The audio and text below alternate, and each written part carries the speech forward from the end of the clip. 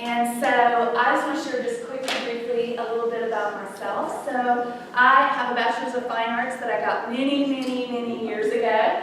And life took me on a little bit of a different path, and I became a pastor for many years, 16 years. And that gave me an entrance into a lot of sacred space with people while they were walking through tragedy and hard things. And I felt like it was really a great honor, and I loved helping people, and I always have. And then I experienced the greatest tragedy of my life. I lost my oldest son, who was 25. And I could not find a way to work through it. I went to counseling, I did all the things you're supposed to do, but I still was kind of trapped in a dark space, and I turned back to my love of art. And as I began to release creativity and began to find freedom by writing and journaling and painting and all of those things, really it all came together, and my heart was really mended and healed. I will always carry sorrow's scars, but I have been mended. And so I have a real passion to see other people mended, to see those dark places, to see people be able to release that pain in a creative way, but also to see people experience what it feels like to really have the freedom of creativity, to overcome fear of what other people think, and to just really have that unleashed in a way that takes them into a new place.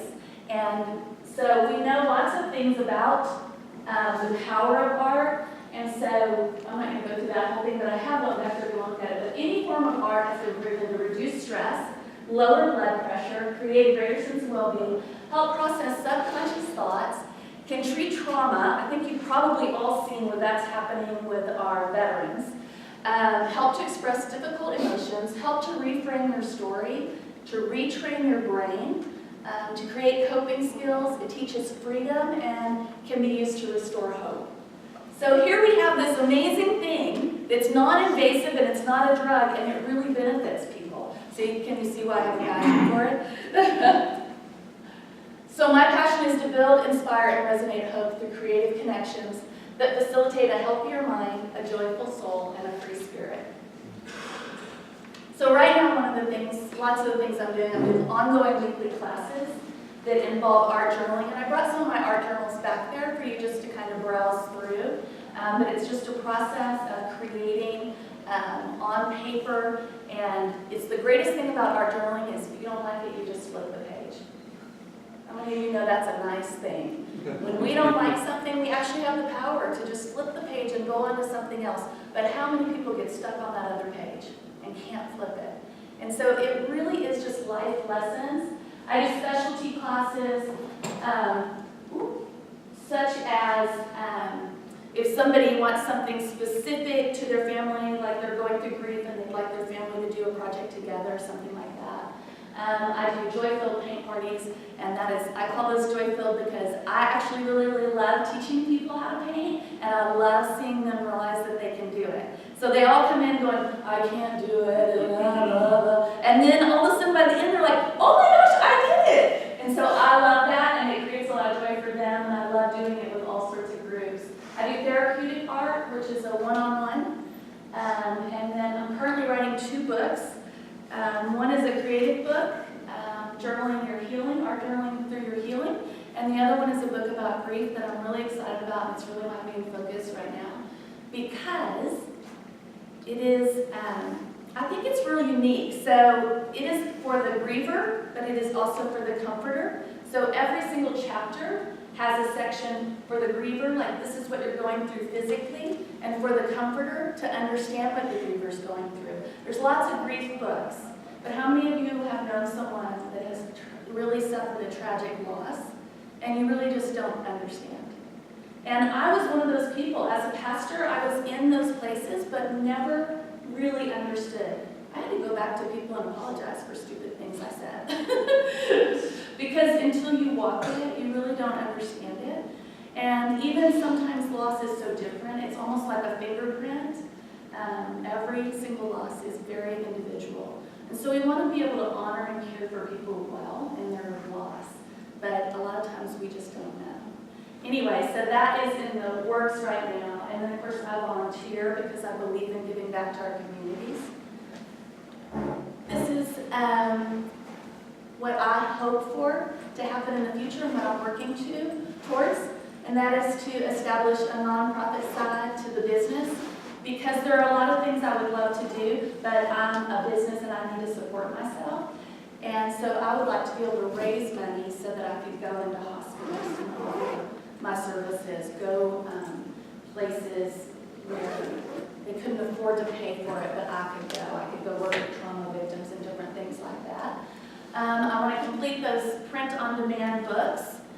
I want more speaking engagements. I'm working towards that. I love to share my story. I love to talk about hope because I believe that we all have the ability to walk in overcoming hope and knowing that there is a better day coming, even in the darkest of times, and knowing that things always get better. How many of you know that sometimes it's so easy for us to get stuck looking at what's hard? And we really and truly can change our minds when we begin to look at the good and really get our focus off of that. It's true, science proves that out, but yet we need to hear it sometimes from somebody that's already done it. And so, anyway, I love to speak, obviously. I am working on online classes that I hope to roll out in January so that people that are not in my local area can actually enjoy and benefit from the classes. And I have a real passion for working with at-risk youth. I have worked with at-risk youth off and on throughout my entire life. So I'm hoping that will happen again. And then I also have a real burning desire to do retreats and things like that, mostly with women. It's hard for me to imagine doing a retreat with men and women, but with women, and just really helping them to walk through a process and to enjoy community and to learn from one another, but also to just learn the basics of how to release that creativity and find the joy and hope that's within that.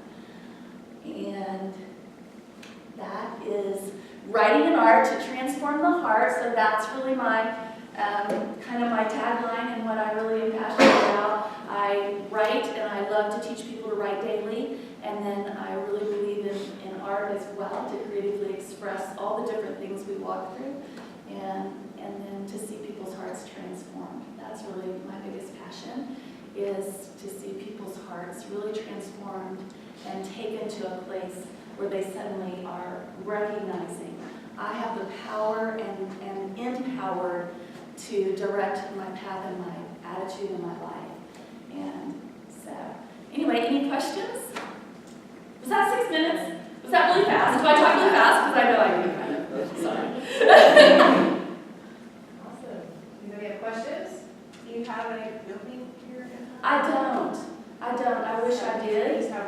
I take it, yes. So I do classes at Studio 210, which is kind of back behind Cardinals by Hobby Lobby. So I do classes there, and I pay to have that space, to rent that space, but she does a lot of other classes as well. I do classes in my home sometimes, and then I take it, place it, so I'm a mobile art studio. But it would be nice not to have to be mobile at some point. Yes? You were talking about how your business. Can you explain to me your business model? Yes, my business model is I'm a risk taker, and I just jump in and I go, might as well just shoot the arrow and hope it hits the bullseye, and if not, I will correct course. My business model really was I just started. I mean, I got marketing help from Amy Wood, and I created just a vision of what I wanted to have happen, and then I just started stepping into it bit by bit. I don't have employees, I don't have any of kind of the overhead stuff of a normal business because I'm just me. And so it's been pretty easy. I've had to do a little adapting, but it's been pretty easy. I got my business license and did what I was supposed to do from that kind of a standpoint. And other than that, I'm just like, hey, everyone I meet somebody at Hobby Lobby, she starts taking classes.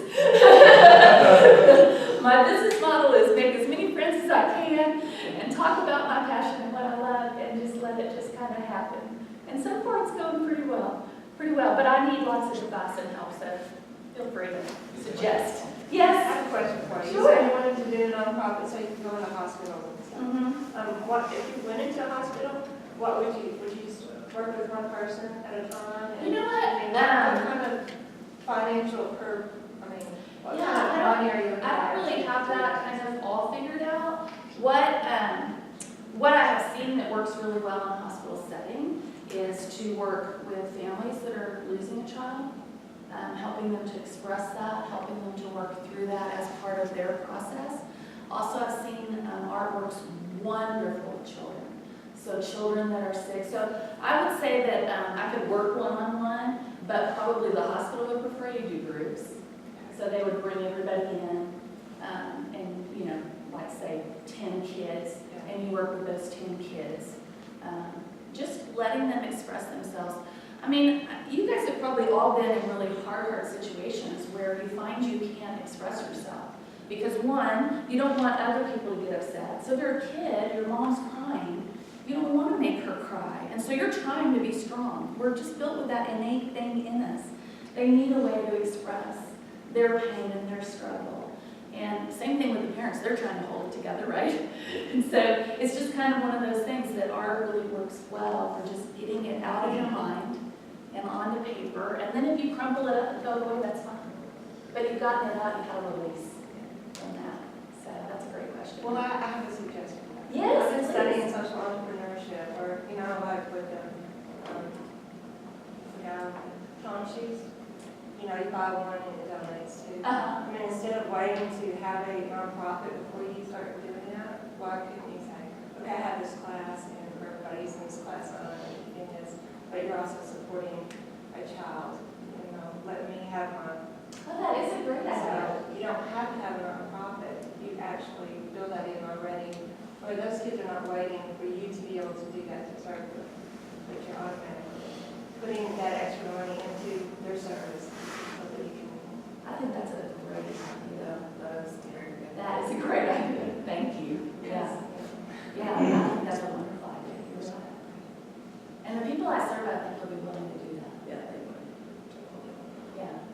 Yeah, I think that's great. Warren Buffett doesn't have, he doesn't believe in nonprofits, so that's why I'm sort of looking for a lot. Yeah. He believes in profits. Yeah. And he it's also worked. believes in income. Yeah, I think he's one of the biggest So individuals in the there's country. ways to serve nonprofit way. Yeah, that's very good. Thank you. Yeah. Have you thought about doing, like, for companies, maybe almost like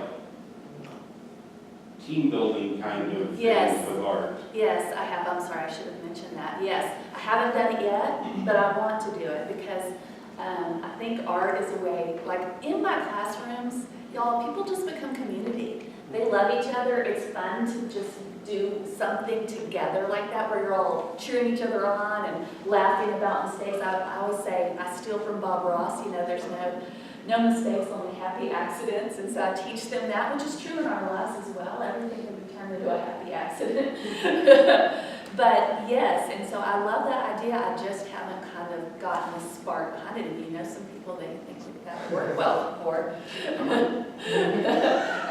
I'd love that. But yes.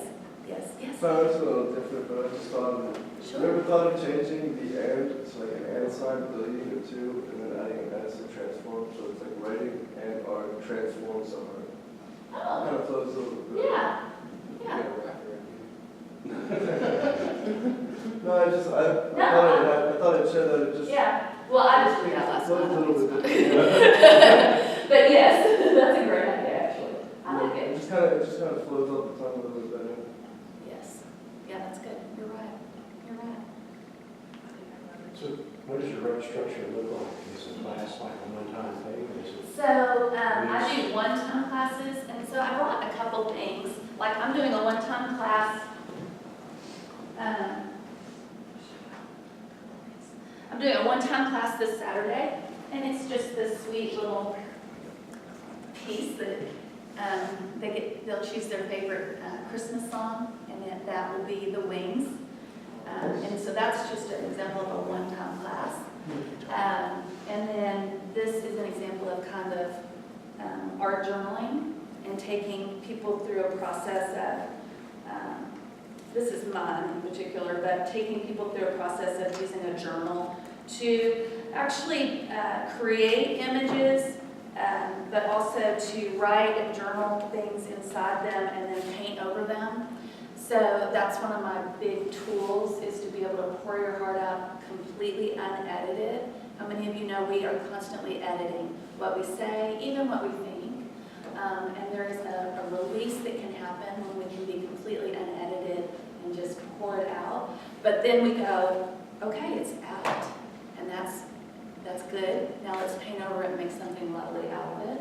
And so part of that is that journey. And those classes, depending on what kind of class it is, are usually about 6 weeks. So once a week for 6 weeks. So I can get them to a place. And so right now, the only ones I've done have been beginning classes. I just look down at my hands. You know I'm a real artist because my hands are stained. So anyway, so right now, those are 6-week beginning classes. And so I just started in September. And so as I grow, we'll move into more advanced classes and doing other things as well. So how do you charge for that? Like, what was a 6-week class? The 6-week class was $75. And I have 11 people that I just finished. I have another class of 5, and then I started a new class for 4 weeks, which is just focused on the faces of our lives. And that class is $40 for 4 weeks. And so, and each class is about an hour and a half. Really, it's about 2 hours. Super affordable. Yeah, I try to make it really affordable because I love whatever. That's too cheap, maybe. That is too cheap, Not yeah. yet. After Austin does it, Yes. you want to go.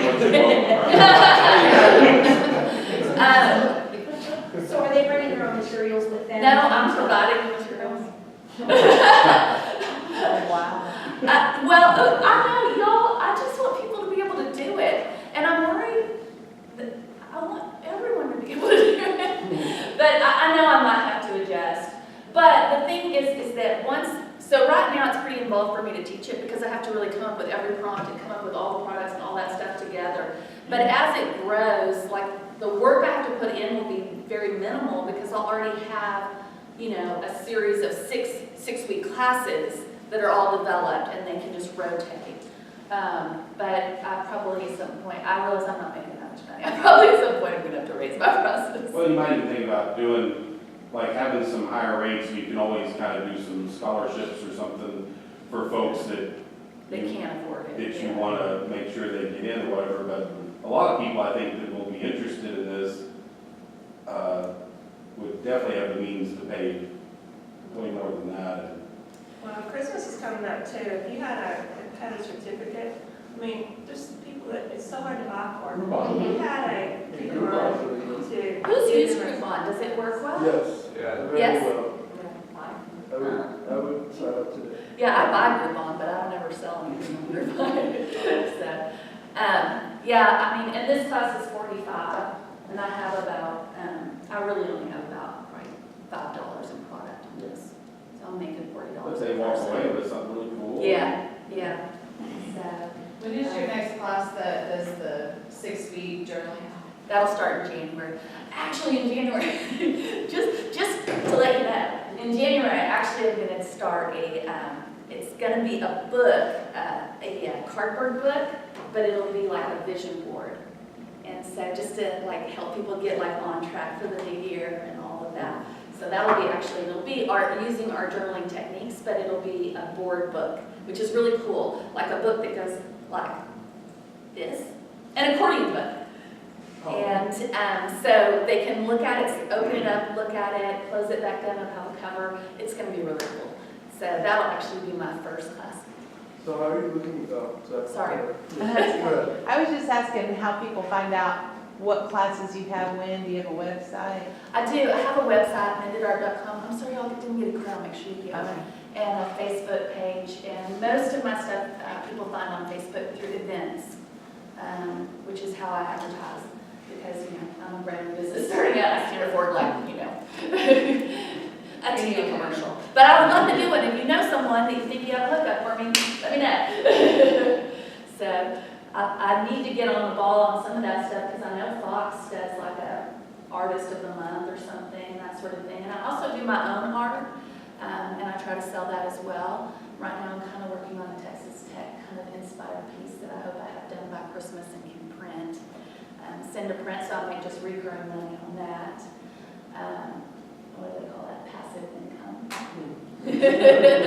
So I'm looking for some ways also to make passive income and just keep regenerating some of that stuff. I also have an Etsy store with some of my personal art on it as well. So I am kind of all over the place, but trying to really focus in on the classes because I love interacting with people and I love seeing how it transforms their hearts. So those are all great questions. Anybody else? Yes? I love her idea of the structure of it, but just to provoke more thinking, what are your thoughts on going nonprofit early on so that you can attract more donors and different people to do more faster? My thoughts are it costs like $600 to start a nonprofit, and I can't do it right now. But yeah, I mean, I think they're both really good because I worked in the nonprofit for so long, and also as a fundraiser for I worked in Africa for several years and did my own fundraising and fundraised for the organization.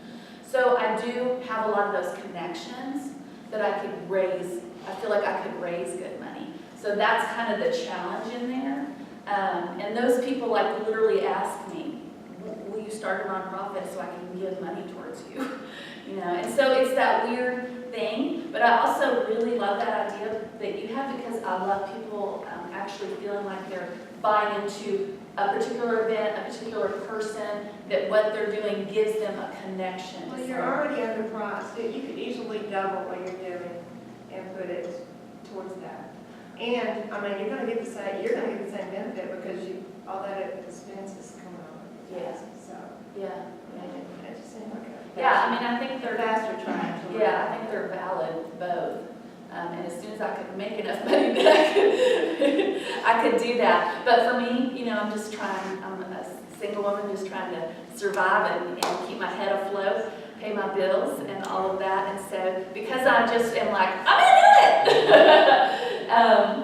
Yeah, it'll have to kind of unfold. Yes. A second suggestion as a follow-up to that, possibly you might have a connection that would pay for your startup costs for a nonprofit as well. Yeah, Not just once it's going, yeah. because they already know you, they already know your track record. Mm-hmm. Maybe. I could ask. Yeah. Mull over something else too. Okay. So you said you wanted to do retreats and mostly for women. Mm-hmm. But if you had a retreat for men where they went out and they did kind of non-student stuff, you know, and then they had, you know, a space where they can actually experience their softer side. Because men kind of need that. Yeah. And then they're all together doing that, you know, Yeah. it would seem like education. One thing I thought about with men, because there are so many, you know, I love nature, and a lot of what I paint is just a brighter version of what I see in nature.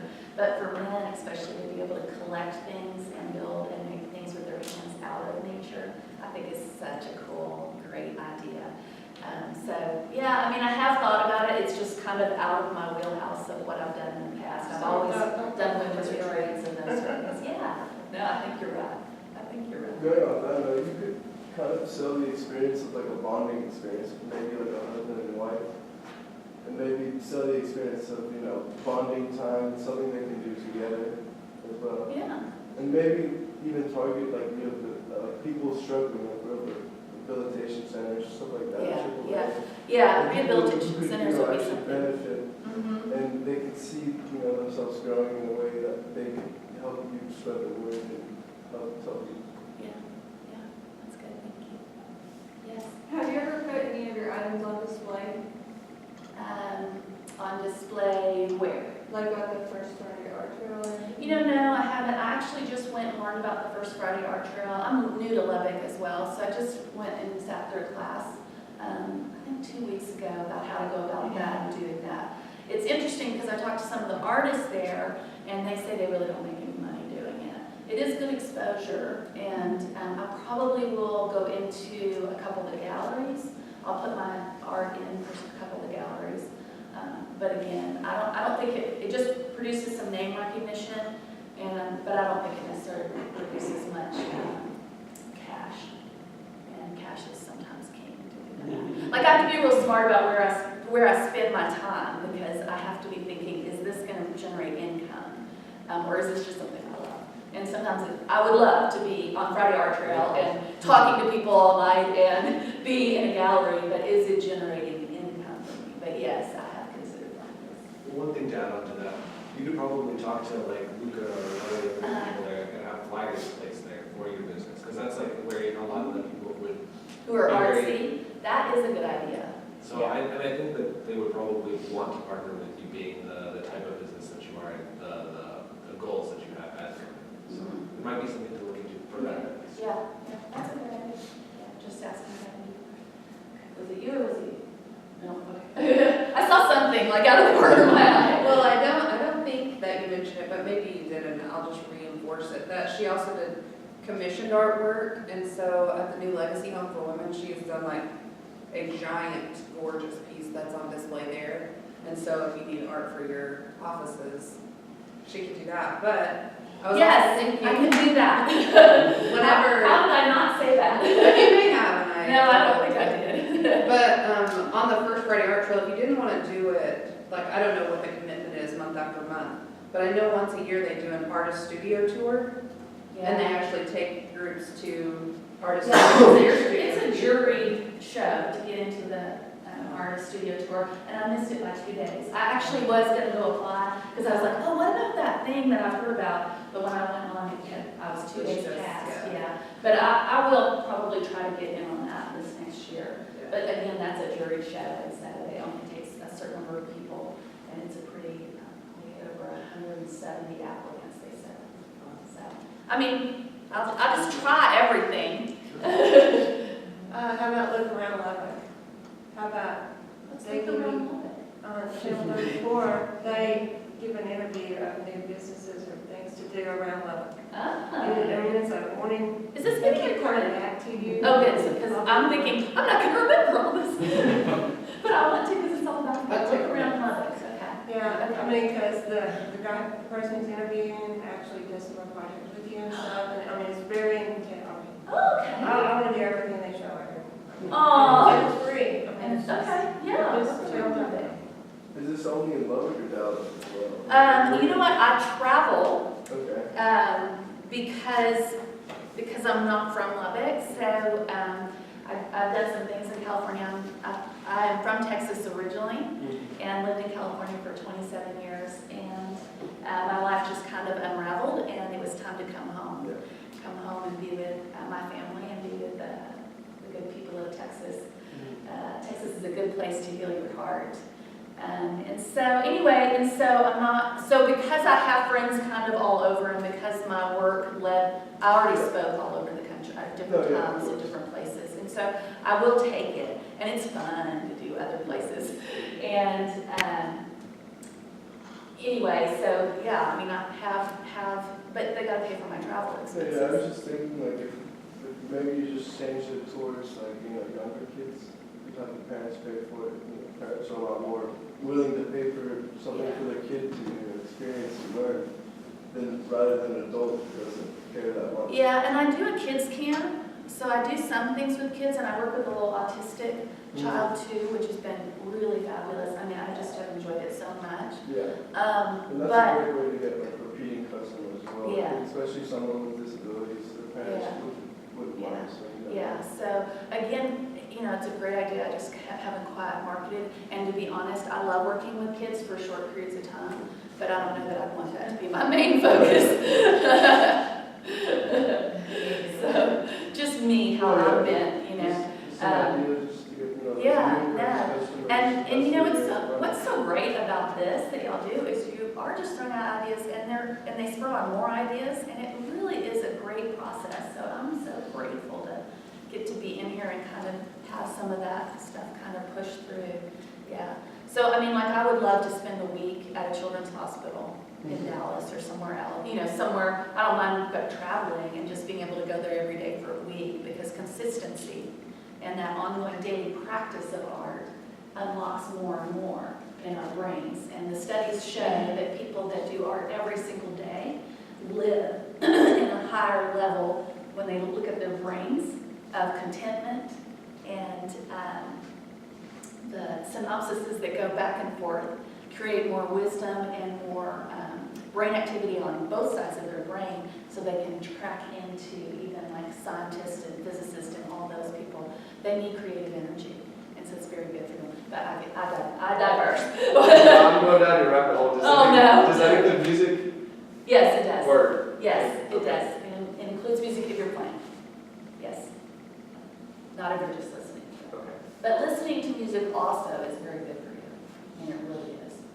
That's why it makes you happy, right? Like, I mean, you know, like if you're in, like, for me, I do a happy dance. Like, oh, this day sucks so far. So I better turn on some good music and I better start dancing. And it's proven that it elevates your mood. But a lot of times we just have trouble getting there. You know, like, I'm going to sit in my madness and irritation. Or I'm going to do something that's going to make me happy. And for me, I can do an art journal page and create something that I love, or I can turn music on, like you just said, and dance around a little bit, which involves my mind and my body and my soul. And so anytime we involve all those things, we are really generating energy to take us out of a dark place. I say dark place, but because I don't think it's depression all the time. I just think sometimes we just have a crummy day, and you just need something to lift your spirits. And anything that you do that involves your entire being, science has proven, really does elevate, releases cortisol. I mean, you know, does all those things to kind of help you feel better. So, You have a final question? Anybody? Okay, so I think we've answered this a couple times today, but what can we do as a 1 Million Cups community to help you? Anything specific? connections. Take a class. Yes. Sometimes I get people who say, I'm cleaning out the house and I have all kinds of art stuff. Oh, send it my way. Yes. If I can not pay for supplies, I'm so happy. Yeah, so connections, you know, if you know of anyone that has space that they'd be willing to donate, you know, where I could do classes, you are my answer. Like, At 30th in Indiana, that United over there, they have a room over there that anybody can use for anything.